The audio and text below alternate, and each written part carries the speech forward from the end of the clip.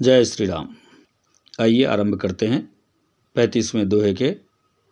कहते हैं तुलसीदास, दरस परस मज्जन अरूपाना, हरई पाप कह वेद पुराना। नदी पुनीत अमित महिमा, अति कही न सकई शारदा विमल मति।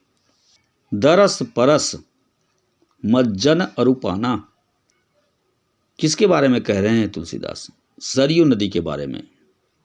कि वेद पुराण कहते हैं कि इसका दर्शन, स्पर्श, परस स्पर्श, मज्जन अर्थात स्नान या जलपान, अरूपाना और पीने से, हरई पाप कह वेद पुराना, सारे पापों का हरण हो जाता है अगर हम सरयू नदी का दर्शन करें, स्पर्श करें, स्नान करें या उनको ग्रहण करें। नदी पुनीत अमित अति महिमा अति। यह नदी क्या है? पावन नदी है, बड़ी ही पवित्र नदी है। इसकी महिमा कैसी है? अनंत है। कही न सकई शारदा विमलमति। इसकी पवित्रता इतनी अधिक है जिसका वर्णन माँ शारदे भी नहीं कर सकती।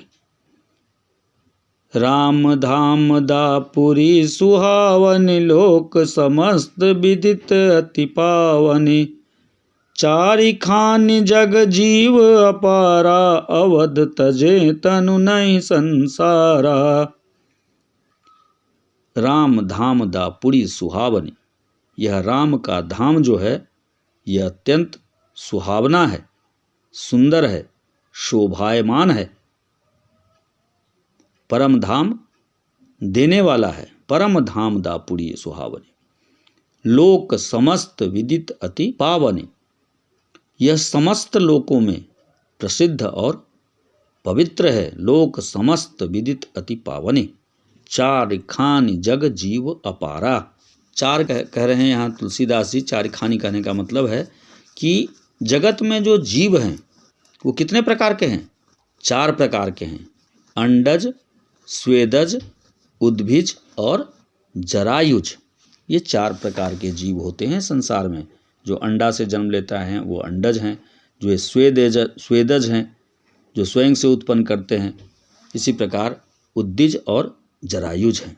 ये चारों प्रकार के जीव जो हैं, इस 4 प्रकार के अलावा धरती पर कोई 5वें प्रकार के जीव नहीं होते।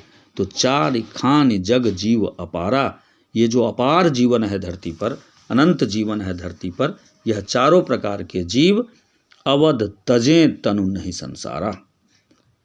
अगर इन चारों प्रकारों के जीव में से किसी भी प्रकार का जीव अगर अपने शरीर का त्याग अयोध्या में करता है, अयोध्या में उसके शरीर का त्याग होता है, अर्थात अंतिम समय अयोध्या में बिताते हैं। हालांकि काशी के लिए भी यही बात कही जाती है, लेकिन अयोध्या के लिए तुलसीदास जी ने कहा जहाँ श्री राम जी का जन्म हुआ, उस स्थान पर अगर हम अपना अंतिम समय बिताते हैं तो क्या होगा? अवध तजे तनु नहीं संसारा। अगर अवध में आपने अपने प्राणों का त्याग किया है तो इस संसार का जो आवागमन है, जन्म मृत्यु का जो चक्कर है, उस चक्कर से मुक्ति मिल जाती है और भगवान के परम धाम में स्थान प्राप्त होता है। सब विधि पुरी मनोहर जानी, सकल सिद्ध प्रतिमंगल खानी। विमल कथा कर किन्न आरंभा, सुनत न साही काम मद दम्भा। सब विधि पुरी मनोहर जानी, यह अयोध्यापुरी जो है हर प्रकार से मनोहर है।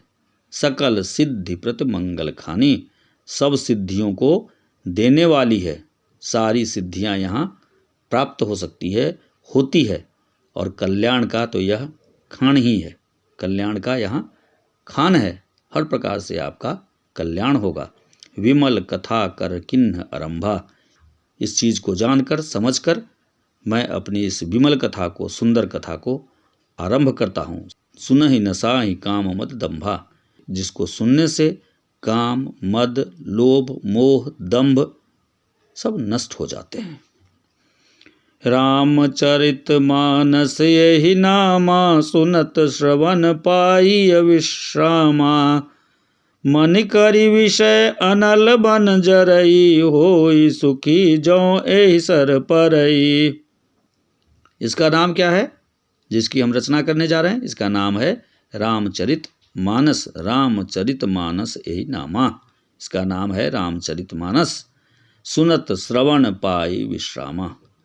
इसको सुनने से, श्रवण करने से जीवन में स्थिरता प्राप्त होती है, विश्राम प्राप्त होता है, शांति प्राप्त होती है।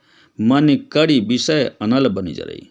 मन के जो विषय हैं, काम, क्रोध, लोभ, मोह, ये सारे विषय अग्नि के समान जल जाते हैं। अनल बन जड़ई। अनल बन के यह जो है रामचरितमानस उस विषय को, हमारे अंदर जो विषय होते हैं काम, क्रोध, लोभ, मोह, उस विषय को यह जला देता है। होय सुखी जौ एहि सर परई। और श्री रामचरितमानस के इस सरोवर में जो आ पड़ते हैं वह कैसे हो जाते हैं? सुखी हो जाते हैं। होय सुखी जौ एहि सर परई। जो इस सर में, इस नदी में, रामचरितमानस के इस सरोवर में जो पढ़ते हैं, जो डूबते हैं, जो मनन चिंतन करते हैं, जो श्रवण करते हैं, वह अनंत सुख प्राप्त करते हैं। रामचरितमानस मुनि भावन, बिरचेउ शंभु सुहावन पावन। त्रिविध दोष दुख दारिद दावन, कलि कुचालि कुलि कलुष नसावन।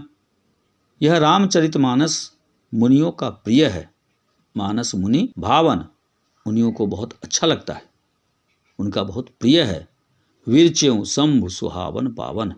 इसकी रचना किसने की? श्री शंभु जी ने की, श्री महादेव ने की है। त्रिविध दोष दुख दारिद दावन। तीनों प्रकार के दोष, त्रिविध दोष, दुख दारिद दावन। दुख और दरिद्र को नाश करने वाला है। सारा दुख दारिद्र आपका नष्ट हो जाएगा अगर आप इसका वर्णन चिंतन करते हैं, श्रवण करते हैं। कलि कुचाल कुलि कलुष नसावन। और कलियुग के कुचालों को, सब पापों को यह नष्ट करने वाला है। रचि महेश निज मानस राखा, पाई सुसमौ शिवासन भाखा।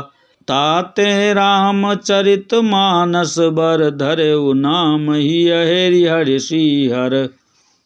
श्री महादेव जी ने क्या किया? इस चरित्र की रचना करने के बाद अपने मन में रखा, निज मानस राखा। रचि महेश निज मानस राखा, अपने पास ही रखा, अपने मानस में, अपने मन में, अपने हृदय में रखा। कब व्यक्त किया? सुअवसर पाकर। पाई सुअवसर शिवासन भाखा।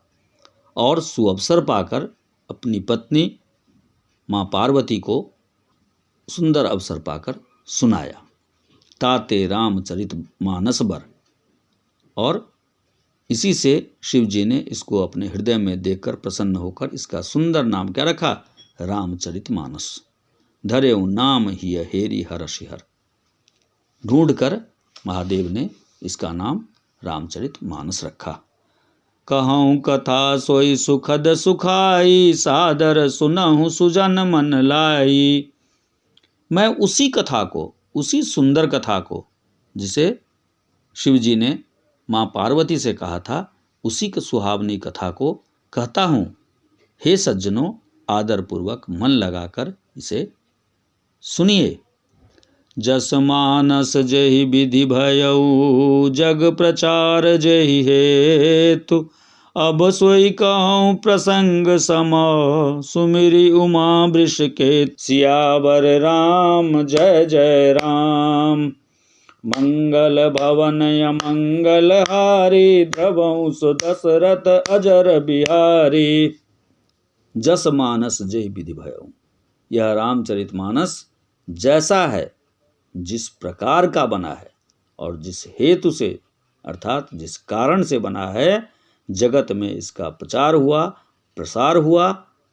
अब वही सब कथा मैं श्री उमा महेश्वर का स्मरण करके, प्रसंग सब सुमिरी उमा वृषकेतु, उमा और महादेव का स्मरण करके कहता हूँ। आप सभी श्रोतागण, पढ़ने वाले, सुनने वाले और मनन करने वाले सभी इस रहस्य को, इस कथा को सुने, समझें, विचार करें और जीवन में आनंद प्राप्त करें। धन्यवाद। आज के लिए बस इतना ही। आप सबों को नमस्कार। जय श्री राम, जय हरि।